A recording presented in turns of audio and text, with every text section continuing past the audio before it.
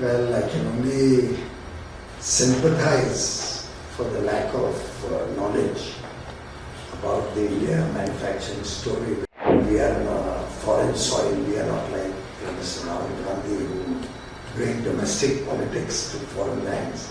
He is entitled to berate his own country. That's a matter of his choice. As far as we are concerned, all of India is united in its effort to improve the prosperity of our people. Some people possibly responsible for the growing influence of China in the India industry are choosing to continue to praise or defend the China story. Well, I can only sympathize for the lack of knowledge about the India manufacturing story, because I don't know which are those job losses he's talking about. But we are on a foreign soil. We are not like Mr. Rahul Gandhi who bring domestic politics to foreign lands. He's entitled to berate his own country. That's a matter of his choice. As far as we are concerned, all of India is united in its effort to improve the prosperity of our people. We are all working towards a developed nation, a prosperous nation by 2047.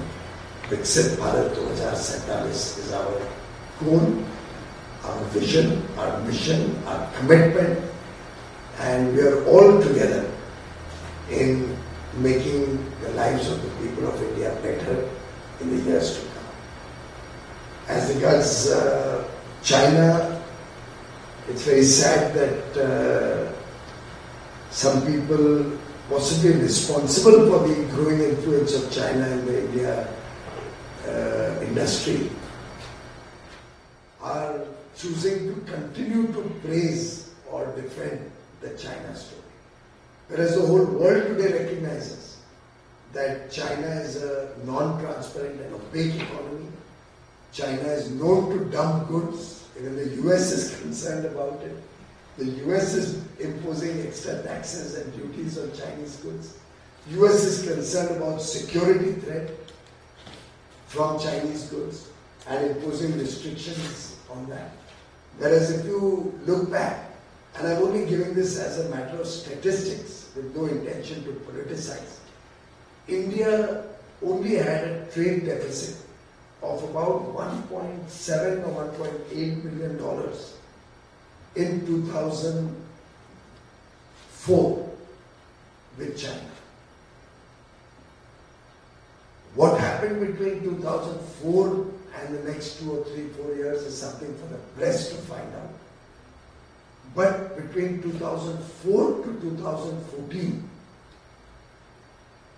our trade deficit went up from $1.8 billion to $43 billion in 10 years, by nearly 30 times.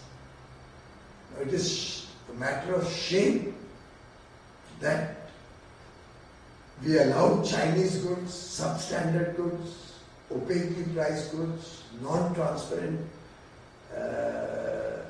costed goods to flood the Indian markets, to kill Indian manufacturing, to almost get investors disinterested in the India story, because there was no protection against these kind of goods coming in from China. Import duties were reduced during that period. India, which was not a part of RCEP, was taken into RCEP forcibly, which was really getting India to do an FTA with China. If you look back, what was RCEP? It was a grouping of 15 countries. India already had an FTA with the 10 ASEAN countries. We already had an FTA with Japan, already had an FTA with Korea. So 12 out of those 15 countries, we already had an FTA. With Australia, we were at an advanced stage of negotiation, even at that time.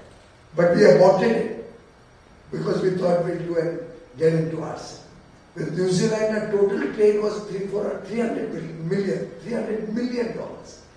So at that point of time, 300 million is what, about 3,000, no, not even 3, 1,000 crores, 1,500 crores. 1,500 crore was the total trade with New Zealand. रह कौन गया 15 में? Only China. And those 15 were merely doing an agreement. India was forced to join that group into RCEP by an executive action of the then government. At the highest level, there's a what is that called?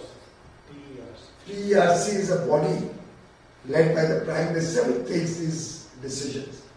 They forced India into the RCEP negotiation. So you will all appreciate it. Basically was getting India to do an FTA with China. And imagine what that would have cost India. Look at the import duties, how they have been reduced from 4 to 14, which helped China dump goods into India. And for your information, our trade deficit increased from 4 to 14 at a compounded annual growth rate of 42.85%. CAGR of 42.85%. If that did not kill manufacturing, what did? Whereas from 14 to 24, our trade deficit with China grew only by 6.45%. CAGR of 6.4%. It's chalk and cheese. And this is compounding, by the way. So whereas trade deficit in 10 years in our time barely doubled, it grew by 30 times, 3,000% in those 10 years. I think it's extremely sad that certain countries, certain governments who are responsible for this problem in the first place don't even recognize and understand how they have hurt and damaged the India growth story. Anyway, that is for our domestic politics. Over here, I can only tell you, all of us are unitedly working for the collective good of 140 crore Indians.